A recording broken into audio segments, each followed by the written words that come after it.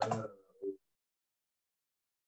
Assalamualaikum warahmatullahi wabarakatuh. Halo Adira Yakta, bertemu lagi dengan aku, Vini Susatri. Kali ini akan membahas pertemuan 12 tentang deductible expense, tentang pembahasan soalnya.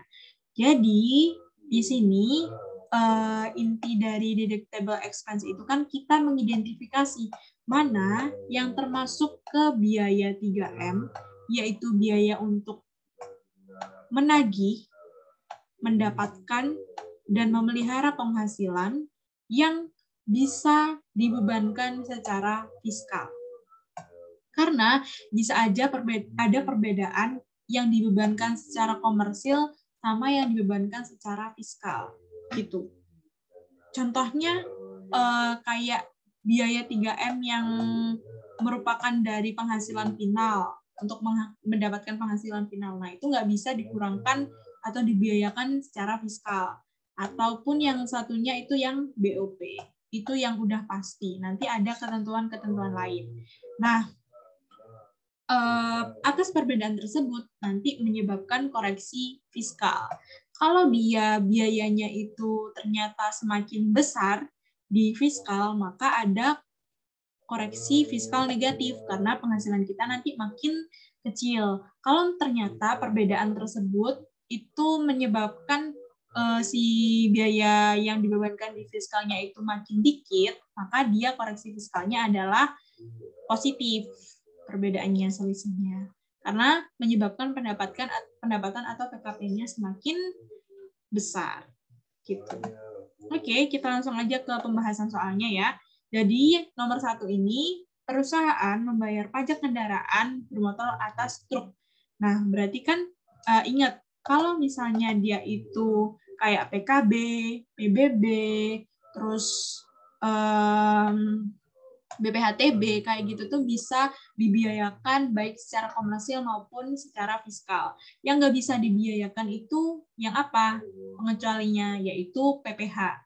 Itu dia nggak bisa dibiayakan secara fiskal. Gitu. Berarti atas pajak kendaraan bermotor ini, dia termasuk nggak ada koreksi fiskal karena sama-sama 10 juta yang bisa dibiayakan komersil maupun yang secara fiskal. Terus yang kedua ada pembelian persediaan 10 juta. Wah, udah jelas banget. Kalau persediaan itu kan untuk mendukung usaha kita kan, untuk memproduksi produk perlu persediaan. Nah, atas pembelian tersebut berarti bisa dibiayakan baik komersial maupun fiskal. Kalau isunya yang di fiskal itu persediaan itu dihitungnya di kartu persediaan hanya bisa secara average dan FIFO kalau fiskal. Oke, sekarang nomor 3, penyusutan kendaraan Dinas Direktur Keuangan. Oke, dari awal lagi udah kelihatan kendaraan Dinas Direktur Keuangan itu nanti yang dibebankan penyusutannya hanya 50% gitu. Jadi isu tentang penyusutan itu ada macam-macam. Penyusutannya itu yang bisa dibebankan secara fiskal itu adalah garis lurus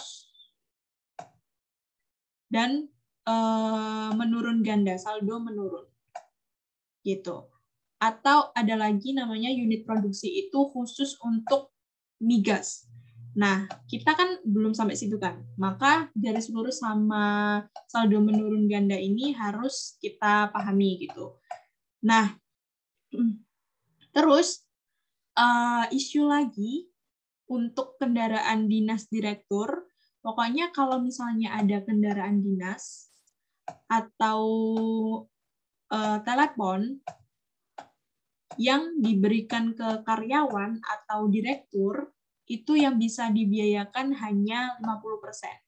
Yang bisa dibiayakan apanya? Kan atas biayanya kan. Biayanya atas kendaraan bermotor kayak apa?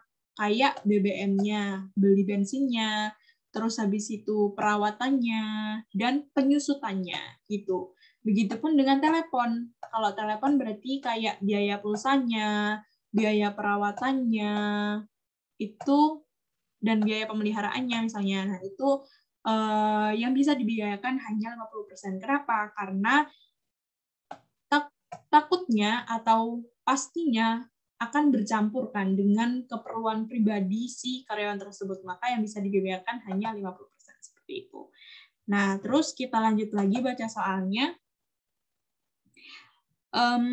Harga perolehannya itu harga belinya 200 juta, masa manfaatnya secara komersil itu 10 tahun. Tidak ada nilai sisa, secara fiskal masuk ke kelompok 2. Nah, kalau kelompok 1 4 tahun, kalau kelompok 2 berapa? Kalau kelompok 2 itu adalah 8 tahun. Oke, kita lihat dulu harga belinya tadi 200 juta, masa manfaatnya 10 tahun. Kalau fiskal berarti akuntansi, berarti akuntansinya 200 bagi 10 adalah 20 juta. Namun secara komersil, karena dia itu 8 tahun, maka 200 juta dibagi 8 adalah 12.500.000. Nah, selisihnya kan ada 7.500.000 yang merupakan masih undeductible. Kenapa? Karena yang bisa dibiayakan hanya 12.500.000. Nah, undeductible tersebut akan masuk ke koreksi fiskal positif.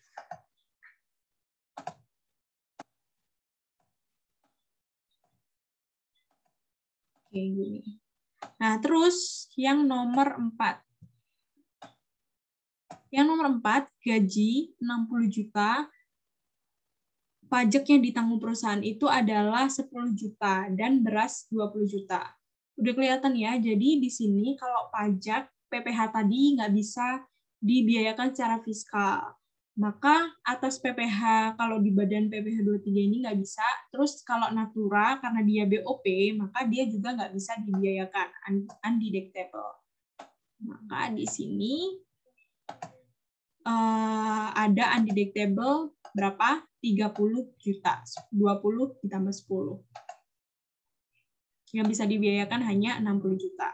Lalu yang nomor 5. Yang nomor 5 ini ada sanksi bunga atas keterlambatan pembayaran pajak reklame. Pajak reklamenya itu 10 juta, bunganya yang atas keterlambatan adalah 5 juta. Nah, atas pajak reklame tersebut kan bisa dibiayakan, tapi tidak untuk bunga terlambatnya ini. Jadi, 5 juta tersebut masih harus dikoreksi, undeductible. Koreksi fiskalnya adalah positif. Karena di akhirnya itu yang bisa dibiayakan hanya 10 juta. Biayanya kan makin kecil, dia menjadikan PKP-nya kita makin besar, makanya koreksi fiskalnya adalah positif. Terus yang nomor 6, biaya PBB terdiri dari gudang 5 juta dan tanah kosong 1 juta yang disewakan kepada pihak lain. Nah, di sini ingat tadi PBB atau PPh-TB atau lainnya selama dia bukan PPh atau keterlambatan atas sanksi terlambat tadi itu nggak bisa dibiayakan kan. Nah, kalau PBB bisa, tapi lihat dulu dia itu atas untuk perolehan penghasilan apa gitu.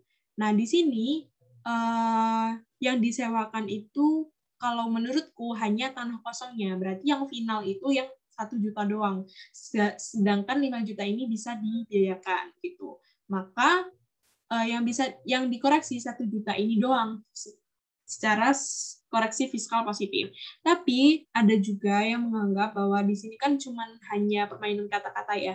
Ada juga yang menganggap bahwa gudang dan tanah kosong semuanya ini disewakan, berarti kan semuanya final. Kalau kayak gitu, secara koreksi fiskalnya positif seluruhnya 6 juta, kayak gitu.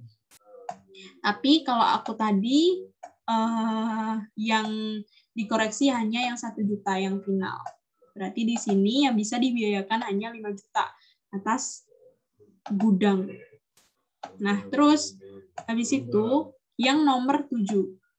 Nomor 7 ini ada kasus penyusutan gudang dibeli 1 Januari 2019 dengan 1 miliar dengan masa manfaat 25 tahun tidak ada nilai sisa. Nah, karena gudang ini merupakan bangunan permanen. Kenapa? Karena kalau dia itu nggak permanen, yang biasanya bisa dirobohkan karena pemanfaatannya untuk sementara kayak gitu, atau bisa dipindah-pindahkan. Nah, karena gudang ini untuk keperluan perusahaan langsung dan biasanya untuk persediaan kayak gitu kan, menyimpan persediaan. Jadi dia termasuk ke yang permanen. Untuk itu, pembeliannya tadi 1 miliar, kalau masa manfaatnya itu 25 tahun menurut akuntansi komersial. Namun secara fiskal itu 20 tahun karena dia masuk ke permanen tadi. Maka secara akuntansi penyusutannya itu 40 juta, tapi untuk secara fiskal itu 1M dibagi 20 adalah 50 juta, maka masih ada selisih 10 juta yang harus dikoreksi. Koreksi fiskalnya apa? Koreksi fiskalnya adalah negatif. Kenapa? Karena di fiskal itu lebih besar gitu. Jadi kan masih harus ada yang deductible, masih harus ada yang dibiayakan 10 juta gitu. Nah, terus yang nomor 8 itu perusahaan menggunakan jasa manajemen dari Stania Konsultan yang dimiliki oleh pemegang saham yang sama. Nah, kalau kayak gini berarti kan ada hubungan istimewa kan antara Stania dan perusahaan kita gitu. Nah, kalau misalnya ada hubungan istimewa, maka harga atau biaya yang dipakai adalah biaya secara pasar, harga pasar gitu, bukan biaya perolehan lagi gitu. Jadi di sini biaya perolehannya adalah 60 juta, tapi biaya pasarnya adalah 50 juta. Untuk itu yang dibiayakan secara fiskal adalah yang 50 juta. Karena biayanya itu lebih kecil, maka masih ada yang undeductible, selisihnya antara 60 dan 50 ini 10 juta.